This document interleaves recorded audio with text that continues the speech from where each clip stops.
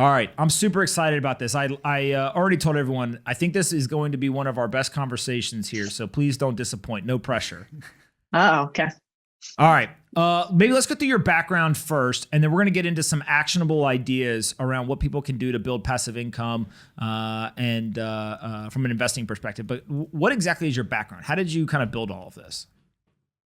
Well, I started out actually as a conflict journalist. So I was running around Mexico, US Mexico border, writing about human trafficking, drug smuggling, anything where humans had sort of kinetic connection along a man made border. And I got a little actually just disenfranchised. Being a journalist is a tough gig, and you end up being excited about terrible things happening to people. And that didn't sound like a good life for me. And so I ended up figuring out, I was talking to one of my mentors at the time, and I asked him, my last name's Sanchez, a bunch of other people across the border's last name was Sanchez. I was like, what's the difference really? And it's not American, it's not Mexican. It was like one difference, which is that I came from a middle class family. We had some money. And so I was like, well, I think power is really just money in a different form. And I don't know anything about money, and I need to learn about it. So I climbed up the corporate ladder in a bunch of financial institutions. How do you know if somebody worked at Goldman? They tell you in 5 minutes. So I worked at Goldman. I worked at Vanguard, State Street. And then I ended up building this relatively large asset management firm at a firm called State Street. Got recruited to build one at a company called First Trust, a couple $1 billion later, and assets under management, not revenue. We had a big business that was servicing a bunch of people down south. And the only reason that I had the ability to do any of that was because there was it's what you guys did too. You find this opportunity between narrative and numbers. So the narrative is Bitcoin sucks, 10 years ago or whatever, when you guys first started investing and thinking about it. It's too nascent. We don't understand it. It's used by a bunch of black hat hackers. Well, Latin America was the same. It was like, oh, narco, we're cartels. We don't want to go down there. So I was like, actually, the numbers look great. There's huge growth prospects in the country. I'm going to go down there and build it. So I did, sold out of my shares there, and then looked for the next arbitrage opportunity, which I saw in cannabis. So I started investing in cannabis, then became a partner to cannabis private equity fund, and continue to invest in that space. I'm sit on the board. And then the next thing I started looking at was SMBs, small and medium businesses. So where could you, in my opinion, I look at this world today, I'm like, God, everything's so expensive. There's no value, and I'm not smart enough to compete in a place where everything's expensive and all the players are playing. And so I saw this opportunity in small and medium businesses to start investing and buying mom and pop businesses, because big PE firms play up here at least $10 million in rev. And then down here, it's just us little guys that get to play. So it's one area of value in a big world. And so journalist to investment banking to finance to private equity to now I buy and hold companies. I can't really use the comparison of Warren Buffett, but like his holdco structure is a similar structure that I have now. Okay, so we got a ton to get into. One of the ideas that you have that I think is really, really fascinating is this idea of 20th century versus 21st century finance. What does that mean, and how do you kind of delineate between the two? Well, 20th century finance to me is what our parents did. It's one income stream. It's again what you guys talk about with Bitcoin and crypto, which is it's all about decentralization, right? You don't have a single point of failure. You have multi points of failure, which allows you to have more safety and security, amongst other things. But it's the same with incomes. So what I see as the biggest failure, and the pandemic proved it for all of us, is that most people, 1 out of 100 people, will die wealthy. The rest largely die, sadly, poor. And I think the reason that is because they have a single point of failure. They have one income stream. And corporations, they are incentivized to make you have one income stream, right? Like employers do not like you to have multiple jobs. They do not like you to be Bitcoin rich and also work at their company, typically. And so that's 20th century income and finance in my mind. You have a single point of failure that is your income. You stay at one place and you have a pension until you die. And 21st century is what millionaires do today, 7 to 12 streams of income. And you used to think that that was so hard to get, impossible to get, but it's actually not. Today, more than ever, it's easier to have multi-income streams. In fact, you could do it with $100 by investing in something like Fundrise, which is hard asset real estate in an app. You can do it by investing in cryptocurrency and staking or earning on top of them and having cash flow. So what I talk to people about is how can you go from your one income stream and use that one income stream to get you 10 or 12? Because in my prediction, it's going to get worse, not better. And people who only have one income will be the ones left holding the bag. When you think about cash flow or income, is that the first thing? Like you need to have the cash flow in order to be able to execute any of these investing strategies?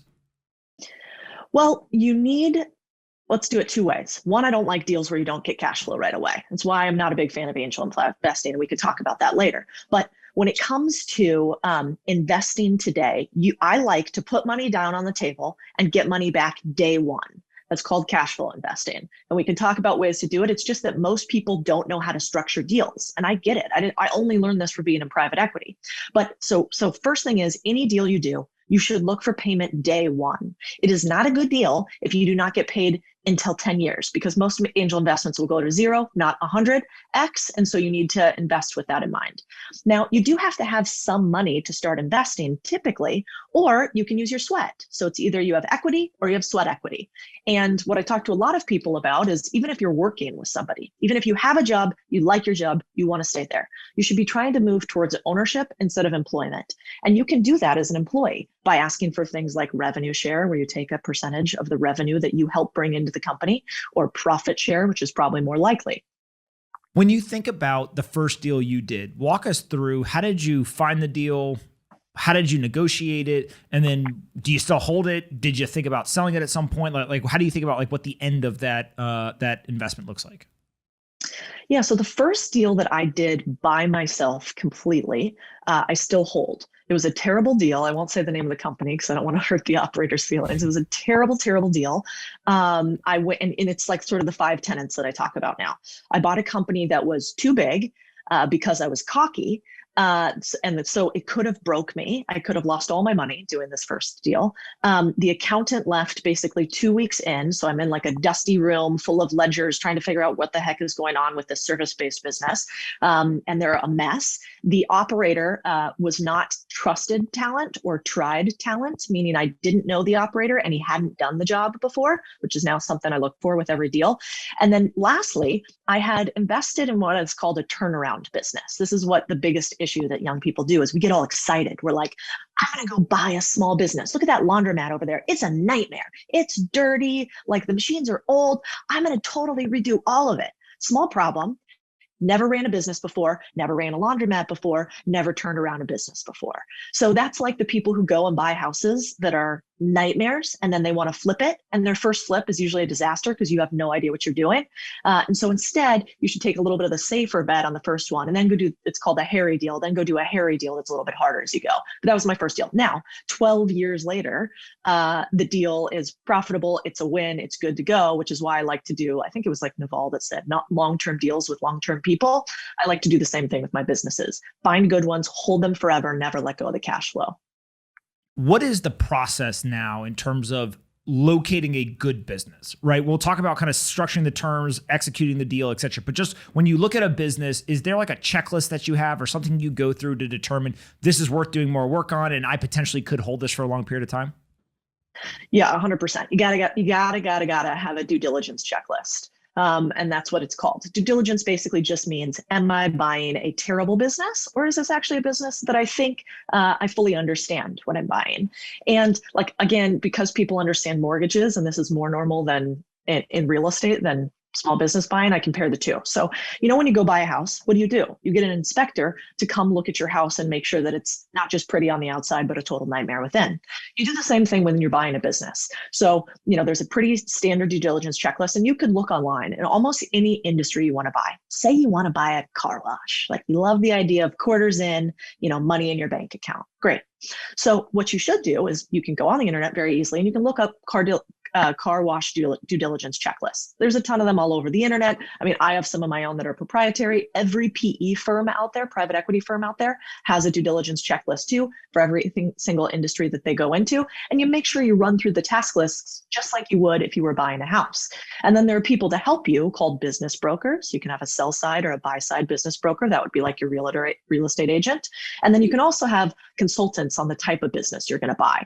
And they're pretty cheap, actually. Usually what I do is just call up some other business buyers that are not in competing areas and just say, hey, I'm thinking about buying this. Tell me your biggest mistakes and tell me the biggest mistakes that I could avoid from talking to you.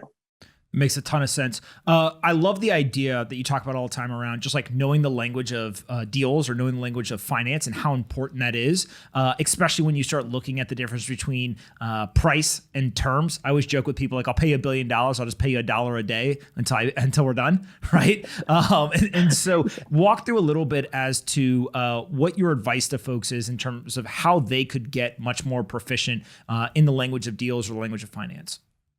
Yeah, well, if you remember this like one line, you'll be ahead of 90% of people, which is you can have your price and my terms, or my price and your terms, but you can't have both. And the part that you don't tell them is that if you control the terms, you control the price. And so I always try to push people to understand the terms. It's kind of boring up front. There's these things like ratchets and warrants and options. And, it can be overwhelming when you first start. You're like, Codie, I just figured out what the mutual fund is and like how to get in my Robinhood account. And now you're talking about warrants and potential options on future price execution. Like that's a little confusing. But quite honestly, if you think about finance, here's what we're really good at. We are highly paid in finance, and we are highly paid. We make, 2% of every dollar you give me in finance, I take from you if you invest in any of my funds, if I'm in private equity. And then 20% of the profits of any deal we do, I take from you if you're in my funds.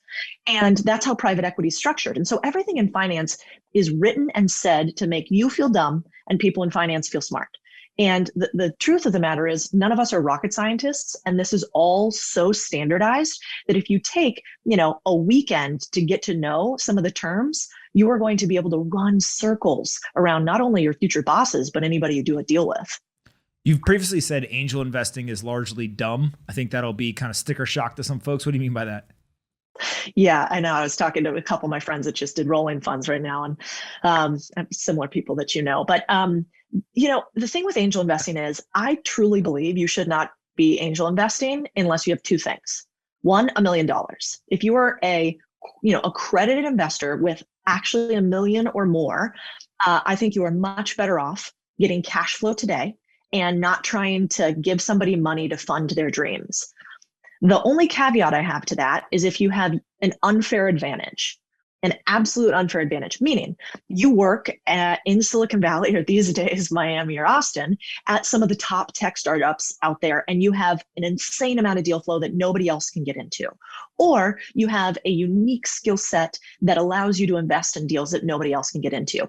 And that term, proprietary deal flow, meaning like I have deal flow that nobody else has, is usually 99.9% bullshit or crap. Sorry, I don't know what I can say here. And then also, the last thing I would say is most people who angel invest, you can make a killing if you have unique deal flow, 100%. But for the most part, you got to do 10, 20, 30, 40 deals to get there. And if you have less than $1 million, you're honestly not going to be able to do it. And then what nobody tells you is it's not just the 10K or 50K you put down first. All these companies raise a ton of money. So then you have dilution. So you better, if you're going to invest 10K, you better expect to invest 100K to keep your same percentage. You also say that public markets are kind of dumb. I agree with this one for sure. Explain what you mean by public markets being maybe a place to avoid. Well, I first started realizing this because I looked at the Forbes 100 list and I was like, oh, I think I want to be on there one day. Like, how do we do this? And what I realized from the Forbes 100 list is nobody on there is on there from public stock investing. And then people are like, no, Codie, Carl Icahn, and you're like, wait a second. Actually, Carl never does market deals. You think Carl's on his Robinhood account putting in his trades? No. Carl is behind the scenes buying secondary shares, affecting the outcome, getting on the board, harassing everybody. It's highly aggressive.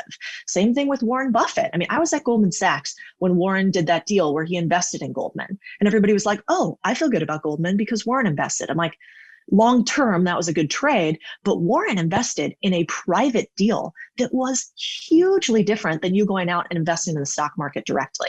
So The biggest investors out there, they don't make their money from putting in a trade in a buy signal or using some sort of technical stock tracking. And all the stuff that people talk about with even with Bitcoin tracking, which you know about this so much more than I, but I giggle because they're like, look at this new amazing way that you can chart the future price of Bitcoin. And I'm like, this is called point and figure charting. And we've been doing it in finance for decades. And actually, everybody stopped using it in 2008 because I was at Goldman and all our hedge funds blew up that were black box proprietary tech. There's that word again, that was using point and figure charting and got killed. So have money in the stock market, but don't expect that to make you a billionaire because it won't. How do you think about allocating capital between the stock market, private market deals, like more angel investing technology type companies, and then buying businesses that drive cash flow for you? Yeah, so from an asset allocation standpoint, I'm a huge believer in diversification, which is like kind of like, yeah, of course. But the problem is most people aren't actually diversified. They have income streams from one source, 90 to 100%, and then they over-index in whatever area they know the most about. And people are like, but wait, remember the book 0 to 1, Peter Thiel? He's really smart. He said to do one thing. I wouldn't go head to head with that guy.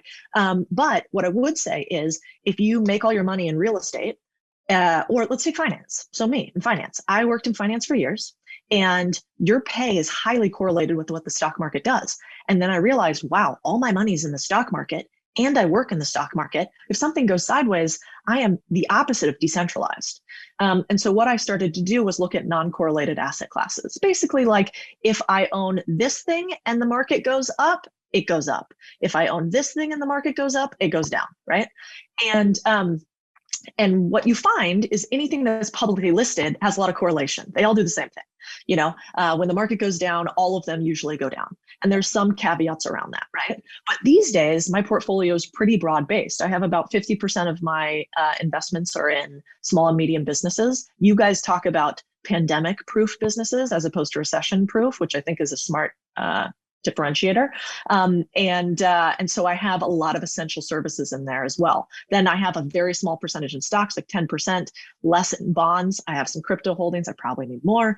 And I have an allocation that's pretty big to real estate, hard assets, commodities, and other illiquid asset classes. Oh, and then I hold a ton of cash.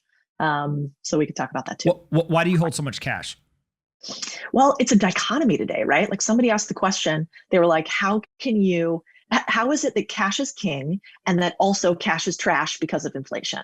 And I was like, the truth is it is both. It is literally both today. You need to have a way to protect the cash that you have from inflation and the fact that our government's printing debt like it's going out of style, or printing money like it's going out of style.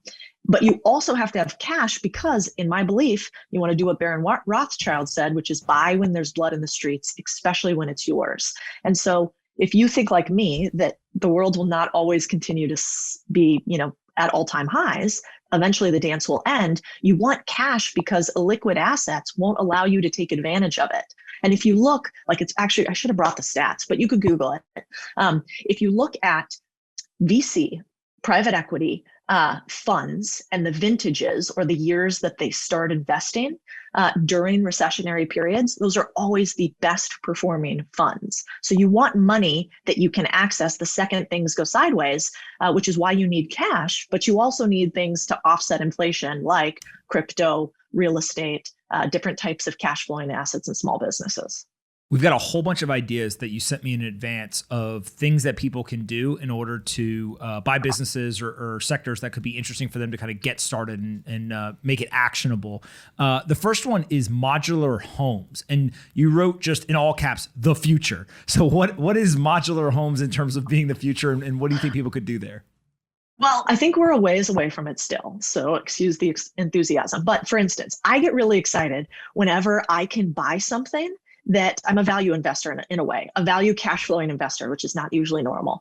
So whenever somebody says there's a market like real estate, it's at all-time highs. I mean, we just bought a property in Austin. It's absolute chaos down there. I'm always looking for how can I get into the asset class, but in the cheapest way possible.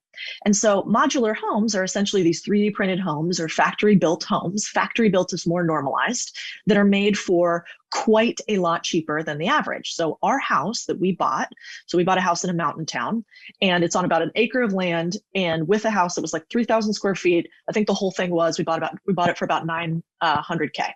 Now, in this mountain town, the average home price is about 2.1, 2.3 million. I can't remember the exact amount. So somehow I am able to get in at a bigger plot of land and a great location with a price tag that's about half, more than half, less than half of the price of traditional real estate. And the reason why is because modular home developments are new. So modular homes, you going out right now and buying a factory home, you can see them, they're all over Pinterest. Everybody thinks they look cool. But you do not want to buy a singular modular home because it doesn't scale as well. What you need to do is go out and find developers in the US that are building modular home developments. Their economies of scale from massive factory printing will mean that you can buy at 1/3 to 1/2 the price. And if I was a developer, I'd be doing this all day long because the factory built homes are cool looking. They're much more efficient because about 70% of construction is waste. It's absolutely nuts. There's a number of businesses. I don't want to name any of them to give free marketing, but in terms of the various businesses, one, there's a bunch of efficiencies that they gain, so you don't get that waste on kind of the construction site. But also, two, is I think that there's a lot of consumer kind of preferences changing, right? People don't necessarily need to live in a city, so there's more demand for people who want to go live in some of these areas. And also, two, is what type of home do they want? Right. And kind of what do they need actually? Do they need a 7-car garage? Probably not. Right. And so I think that you get a number of tailwinds along with the actual unit economics changing. And it seems like that's kind of a bet that you think is worth taking. Totally. Yeah. I think, anytime you get to invest in innovation at a discount, that's pretty wild. So I think that's an opportunity in the modular home space. Now, I haven't found that many companies that I would invest in that are modular home builders yet, because they haven't figured out the scale portion of it yet. But I think if you could do a factory built home and you could own the land and part of the development company, you could cash flow from it today, but you could also benefit from the potential innovation going forward. Because wouldn't it be crazy, man? Like, could you imagine if you were like, what's the brand of your house? If it's not like, where do you live and what does your house look like? It's like, oh no, I live in a pomp house, right? Because That would be just scary. like everything else, yeah, that would be scary. Just like anything else, everything will eventually be branded, and I think your house will be too. Yeah, makes sense. Laundromats. I actually own one in a very weird way, much longer story. But we own, a partner and I own some of the real estate, and we also own some of the business as well. And they print cash. It's crazy. So what is the opportunity, you think, from a laundromat, and kind of how could somebody go from I own no businesses to getting in this game? Yeah, it's funny. I wrote about that on Twitter and it kind of went a little viral. And then everybody's like, so what do you do for a living? You just own laundromats? And it's like, oh no, that's one of the things I own. But the reason I talk so much about laundromats is because it's accessible. When I go start talking about buying businesses, most people are like, must be nice privilege. And it's like, wait a second. The reason that I talk about buying businesses is because it has actually been only done by PE firms for so long. And so we've got to start with a business that is not so intimidating. And a laundromat, it's like you have a space you lease, you have machines that you utilize, people put in quarters, and you print money on the other side of it. You got to clean up the place a little bit. You've got to have somebody do some maintenance on the machines, but it's really not a lot more than that. And so I like to talk about laundromats because, like you said, they cash flow beautifully. The price for them, probably it's worth a little bit more now because I've been spouting off about it for a while, but is usually 2 to 3x the profit. So when you go to buy a laundromat, if a laundromat makes $100,000 a year, you can typically buy them for $200,000 or $300,000. And if people are like, also sounds great, I don't have 300K lying around, they don't realize there's something called the SBA. And the SBA, the Small Business Association, will give you a loan for 90% of the purchase price of a business that has books that they can track and confirm the profits from. And so just like you could go out and buy a mortgage and put 10% down, you could do that on a business. If you were to go and buy a house right now, a single family with a mortgage, and try to cash flow it, the average single family makes about $464 a month $464 a month is what you make from putting down hundreds of thousands of dollars. In a laundromat, I'm making 5, 10K a month. It's a totally different game. Yeah, it's incredible. Mailbox Money, which is a great name, but what is Mailbox Money? How can you do it? Yeah, you need to have her on. She's a riot. So a friend of mine, Lisa Song Sutton, is similar to me. We have this idea of buying boring businesses, holding them forever, and I think it's that immigrant hustle. She's like first gen Korean, but essentially what it is so.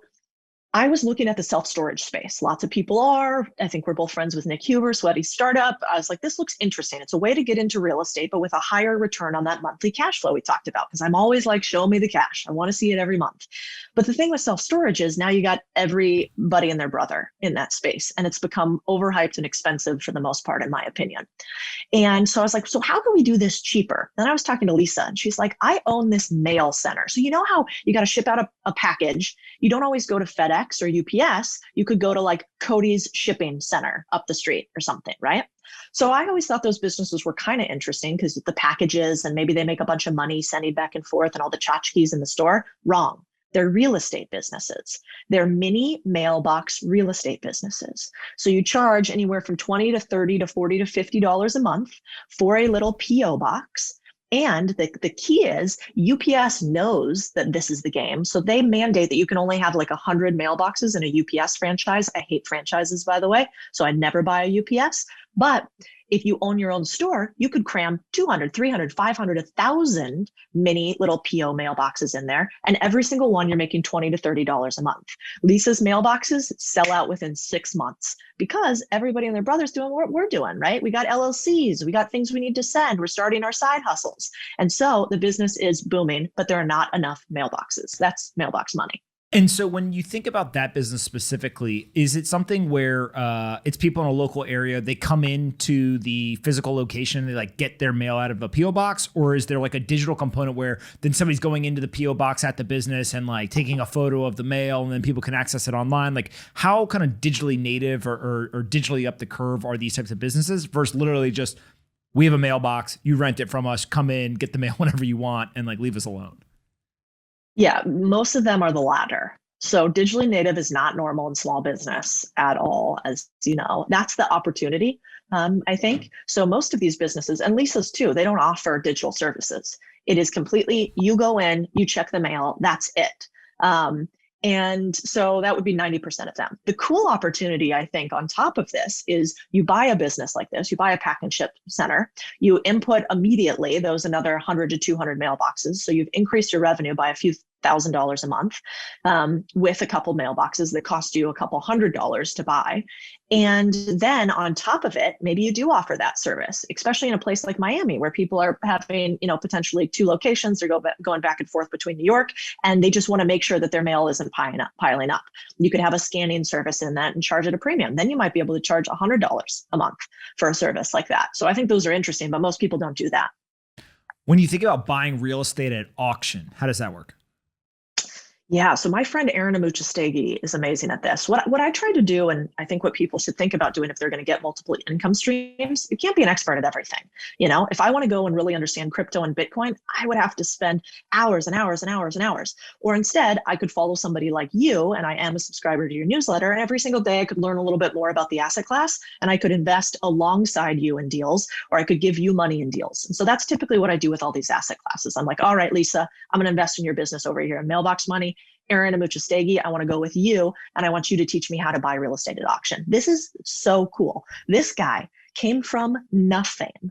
He has no formal college degree, super blue collar, and he was doing what everybody does in real estate, which is just selling houses back and forth. He flipped a few houses, and then he found out about this thing called real estate foreclosure auctions. And he's located in the state of Texas, where they have they sell houses on the courthouse steps. So every single month, they release a listing of all the houses that are going up for foreclosure. And with that listing, you can comb through it and prepare to go on the courthouse steps and bid on these houses. The amazing part is, and even in a market like this today, you are able to buy houses for, let's call it anywhere from 30 to 50% discount to the market rate. You can get actually a higher discount if you go and knock on the individual doors themselves to actually buy properties. And so Aaron has this whole thing where, he's now worth tens of millions of dollars. He's bought thousands of these houses. He now keeps about 250 houses or so as rentals to cash flow. And he bought them all on the courthouse steps. There's obviously particulars with this, like you need to do a little bit of research if you're going to do something like this. He has a book on it. I think the book's basically free. He just does it to be a nice guy. And then what I love about this business too, and this is what I talk to more business owners about doing, he owns this real estate foreclosure business, right? So he's out there buying houses at auction, and anybody can show up to these auctions. It's totally free. So you can just go and check it out. I've gone with him. It's really cool. But then on top of it, he was like, how else could I add value to this main business? And he was like, well, what if I took a SaaS company that lists all of the houses that are for sale right now, that's a subscription-based business that people like him buy. What if I bought that business? And then I put some money into it and then had that business grow even bigger. So he bought his first SaaS company. And then he's like, and then what if I bought the company that goes out and does door knocking to try to buy businesses beforehand, and it has a SaaS subscription model to it too, geolocation and stuff like that. And then he bought that company. So those are called roll-ups, and I get really excited about that in any industry, ancillary service roll-ups, because you can add one company to your already existing company. And that's the only time, I know people these days like to say math isn't real, but that's the only time that 1 + 1 actually could equal 3 or 5 with strategic M&A. When you think about M&A, you've said multiple times, like, you shouldn't build things, you should buy them. Why? That is like so contradictory to, I think, what most people are being fed in terms of like, go start a company, go angel invest in companies. Why buy, not build? Yeah, well, I think you have to think about it from two perspectives. So if you have, if you're the creator of Ethereum and you have this idea and you're like, this thing needs to exist in the world, and like, I shall be the creator of it. That's awesome. You should go start that business. Most people start businesses for money. They're tired of working at their job. They don't make enough money. They want freedom, whatever the case may be. Most of us work because we like getting paid, right? And so what I like to teach people is to divorce the two. So instead of building a business for cash flow, if what your goal is to make money, then buy your profits. Don't go and try to guess that the idea that you have is going to eventually make you money, because that's often not the case, which is why, we have more than 90% of startups fail. And the average entrepreneur has a salary of $60,000 a year, even as the CEO of a business, for more than 10 years. Think about that for a second. Why would I go and try to do that when I could go on some of these websites like Biz Buy Sell, Flippa, e-commerce flippers, when I could look at the local laundromats in my area and see this business right here makes $180,000. I'm going to buy this business for 3x 180K using an SBA loan. And day one of me owning the business, I'm going to start cash flowing 180K a year. And then I can take that cash flow, and if I want to create the next Ethereum or whatever the idea is, I can do it from a place that doesn't have to bankrupt my family. And these like war porn horror stories we have of like, I did it all from my garage and my basement and then I lost it. Like, you don't have to do that. And in fact, the average person just wants their family and community to be better and healthy. And so they should probably buy a business and not build something, or then build something from a place not of fear and scarcity. They can build it when they have a little bit of a cushion. I've got both my brothers here and they've got questions for you as well. Joe, John, what do you guys got? Hey, Codie, thanks for doing this. Appreciate it. Hey. My question would be really just around getting started, right? I think we touched on this a little bit earlier, but I think generally when people think about diversifying their income streams when it comes to passive income and looking at different industries and businesses, they get a little scared that they're not an expert at any one singular industry, right? So how do you think about starting to do that and getting educated? Is it just partnering with specific people in those industries like you mentioned earlier, or is there another strategy that you think works well? Yeah, well, a couple things. First, I think you should start from where you are. So like one of the first guys that I started talking to about this and taught how to do it is a guy by the name of Mark. And Mark was a digital marketer. So he basically did PPC. He did, helped people buy ads and stuff online. And Mark would charge, I don't know, $2,000, $5,000 a month to run these ad strategies for companies. But a company's not going to continue to utilize Mark unless the $2,000 to $5,000 that he's charging them is turning into $10, $15, $20,000, right? He's got to make more for them than he spends. And so Mark was making these other people millions of dollars. And sure, he would increase his fee, but he could only do it so much until he wouldn't be competitive with the rest. And Mark knew he was good. So what I told him is, why don't you do an acquisition through sweat equity and do something called a profit share and equity alignment for your work? And so Mark ended up saying, hey, keep the 2 to 5K. Instead of that, I want 10% of the company, which equals the, $50,000 you'd pay me over the course of the year. And I want 10% of the profits for the next 3 to 5 years. And I want 25% of the profits for everything that we're going to do this year. And so Mark was able to actually buy a business with $0 down and using his sweat equity. And now he's a 25% owner of this business that nets him a couple $100,000 a year instead of his 50,000. So that's step one. If you have a skill that does one of two things, brings in revenue to a business or helps decrease costs for a business, you can do a revenue or profit share acquisition. That's step one. All you do is change the terms of your contract with them. The second would be if you're like an accountant, right? I think the easiest place to start is you have a skill that you already know, accounting. Why don't you go try to acquire an accounting firm? Or because an accountant's a pretty incredible skill for acquisitions, you could buy just about any type of business. But I like to tell people, start where you are. So like one of the first businesses that I bought was a plumbing company. And the reason I bought it is because I had a family member that was a plumber for a long time and ran a plumbing business. So I was like, I'm going to buy this. I know the finance side. I couldn't unclog a toilet if my life depended on it, but about things like that. So let's partner together on this deal. So find another person who is complementary in your skill set. I like that. John? Cool. Yeah. Thanks, Cody, for doing this. I really appreciate it. I actually have two questions. So one of the first ones, and I'll just ask them both and then answer them at your leisure, is where do you go to find already established businesses? So you were talking about the laundromats and stuff like that. And then also, why do you hate franchises so much? Is it like the kickback? What is it about franchises that you don't like? Yeah, well, let's start with franchises because that one's fun. I love controversy. So I hate franchises, one, because I hate being told what to do. Like that's the whole reason that I would start my own businesses and I got out of finances. I was an insufferable employee, like absolutely worst. Anytime you get in a business, people are like, yeah, this isn't the right way to do it, but we've done it this way forever. So let's just keep doing that, right? And I was always inept at being able to say yes. And so I hate franchises because they have massive rules. So anytime you're part of a franchise, if it's a good one and actually worth the 15 to 20 to 25% you have to pay them, they're going to have all these rules and regulations. And I'm kind of like, you know what? I think I know better and I don't want to listen to your rules. So that's reason one. If you're going for freedom, which is what I talk about a lot in owning a business, why would you give up some of that freedom to somebody else to ultimately be your other boss? I don't like it. Second reason is I don't want to share my profits. Why would I have to share 10 to 25% of my profits with somebody else? And you might say, well, because they're going to teach you how to do the business. Well, if they're going to teach me how to do the business, that's a one-time endeavor. I can learn all of that by paying a consultant up front. Maybe I pay them more, or maybe I pay another business owner more to give me all of his SOPs, his processes. But I'm not going to pay that business owner 25% to teach me that for the rest of my ownership of the business. No, thank you. And then third is I like to protect my downside. And with franchises, they can mandate a bunch of things for you. Like I have friends that own McDonald's franchises, and McDonald's will say, okay, we're rebranding everything.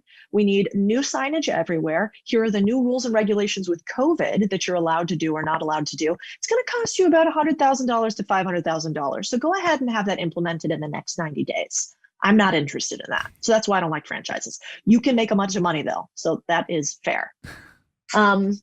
I forgot your first question entirely. What was that again? No worries. Where do you go to find businesses? So if you say you're interested in laundromats, where would you go? Do you scour the internet? Do you try to network? What do you do? So the best way to do it is offline. If, like what Pomp was saying is like, well, that's funny. I guess you guys are all Pomp. That's a little confusing. I never thought about that before.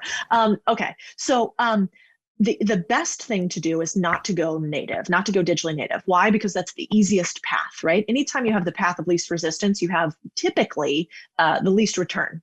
And so the best way to do it is actually this. So the maybe like the second or third business I bought was, and I just own a part of that business. I own about 40% of the business.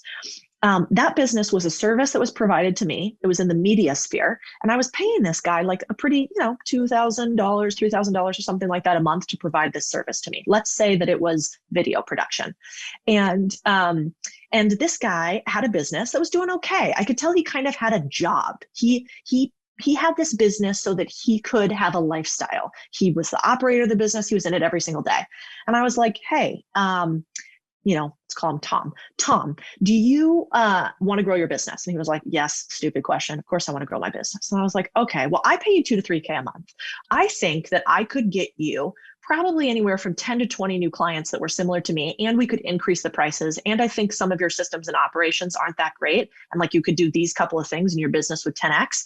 What if I invested money in your business? Give me a look at your books. Just tell me high level how much profit you make in a year.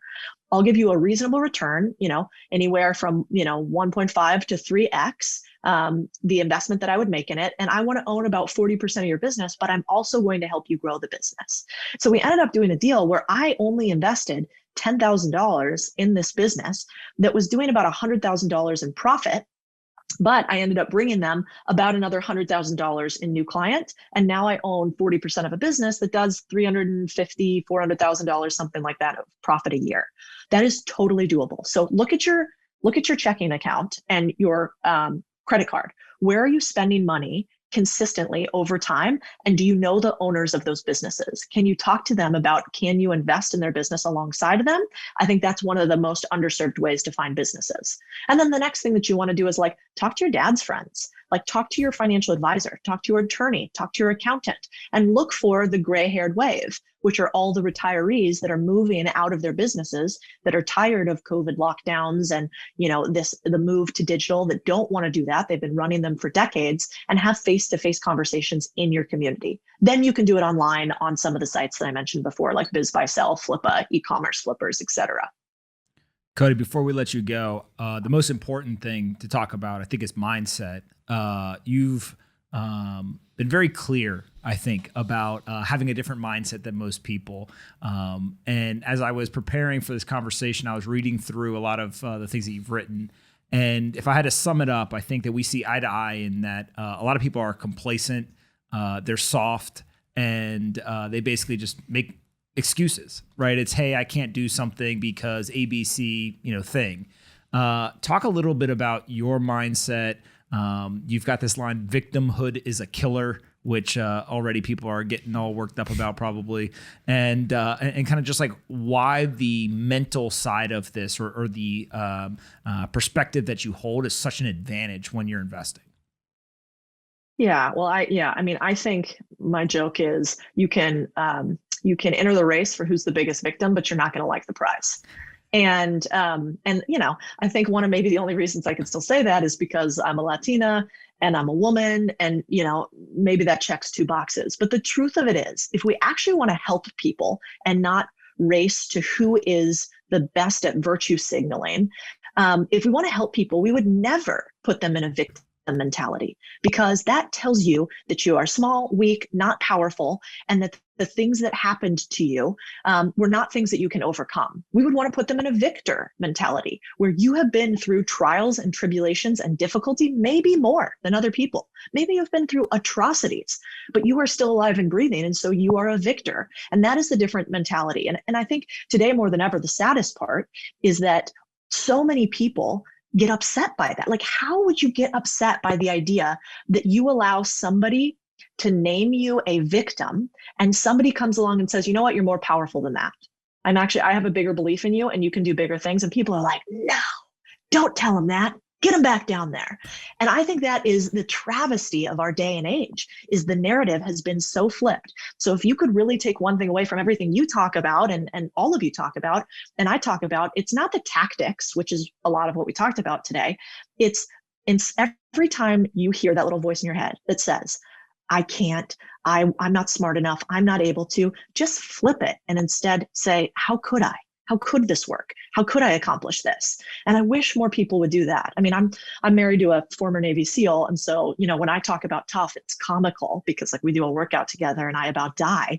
But what I've learned from those guys is that like when you ask them what it takes to go through buds, none of it is physical. My husband would tell you it is, yes, you have to have a baseline physical foundation, but it is completely mental. And it is, can you laugh? Like his thing when he was going through buds was every time they would do something terrible to them, like go, swim 400, miles and then roll around in the dirt and then don't sleep for 7 days. And they would get in his face about it and be like, what do you think about this? He would tell them a joke and he would laugh every time a difficulty was presented to himself. So to this day, every time he gets hurt, he's always like, oh man, that hurt. And that change of mentality is everything. And I wish I could impart that on more people. We talk a lot about on the show not being on defense, but being on offense. And obviously, there's some basic things people have to do. They have to have income. They have to get out of debt. They have to kind of be educated. But being in that offensive mentality, I think is so powerful. And I'm going to forget who says it, but I've seen the video multiple times kind of go viral online where somebody's like, I want to be in shape. Go work out, right? I want to make more money. Get a second job, right? It's like this idea of like there is complexity if you want there to be complexity, but the most basic level of motivation and action is literally just go do it. And it feels like the investing strategy that you take has some level of, you have to understand how to find a deal, how to vet a deal, how to structure some of the deals, but there is an element of just go look for a business to buy, right? And whether it is, what I'll call like the Amazon strategy that you employ, which is, my cost center of video editing should become a profit center for me. It just feels like it's somewhat common sense and basic stuff. It's really the execution that has all of the value in it. Yeah, that's exactly right. I mean, at the end of the day, it's just get more owners, and less employees. And even my employees and the people that work for me, I'm always letting them into deals and telling them to bring me ideas and, having them put more money into deals because that creates loyalty more than any $15 minimum wage is going to create. And so I think that's exactly right. And, a lot of people push back on this, and it's usually for two reasons. One, they're scared, and then two, complacency. And so if you can get over the fear and realize that, pretty much everything you want is on the other side of the things that you're too scared to do, and then you can get past the idea that you're not good enough or you're not going to be able to hack it. I mean, think about all the free resources online. I think maybe the other problem is that there's too many options. And so people get paralysis by analysis and they just sit and end up watching Netflix instead of it.